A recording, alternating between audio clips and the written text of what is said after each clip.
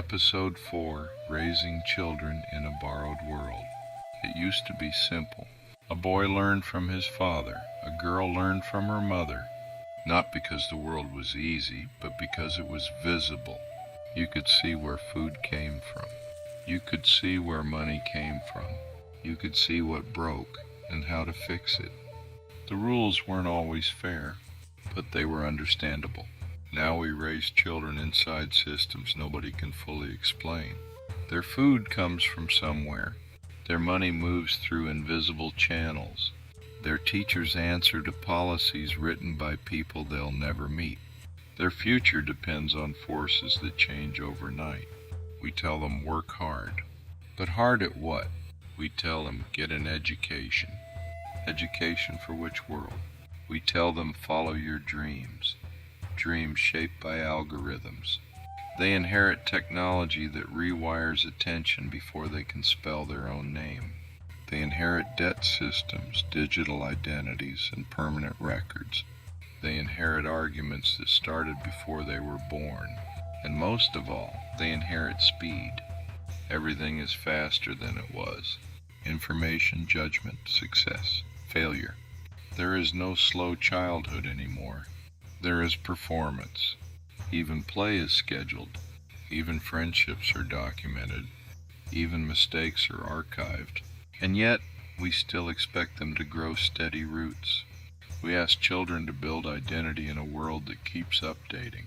We tell them to be independent while monitoring every movement. We tell them to think for themselves while flooding them with curated thought. We tell them they can be anything, but quietly measure them against everything, and they feel it, the quiet pressure, the invisible weight, not the pressure to survive, the pressure to compete, to compare, to optimize, to never fall behind in a race that didn't exist 50 years ago.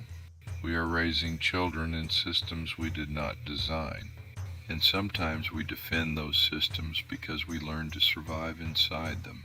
But survival is not the same as inheritance. Children don't just inherit our strengths. They inherit our compromises. They inherit the conveniences we accepted. They inherit the trades we made for comfort. The question isn't whether the world changed. It always changes. The question is this: are we teaching them how to navigate it, or only how to comply with it? Are we raising builders or managers of systems too big to question? Are we giving them tools or instructions? A borrowed world is not a broken world, but it requires awareness. It requires slowing down long enough to explain where things come from, how decisions are made, why some rules exist, and who benefits from them.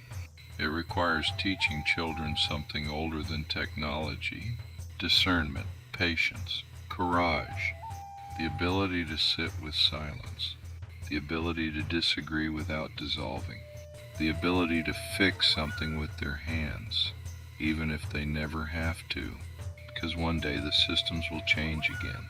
They always do, and when they do, the children who understand foundations will not panic when the surface shifts. We cannot give them the world we inherited, but we can give them something better. We can give them clarity, and clarity passed down steadily is stronger than speed. Stay tuned in for episode 5, when trust got replaced by paper.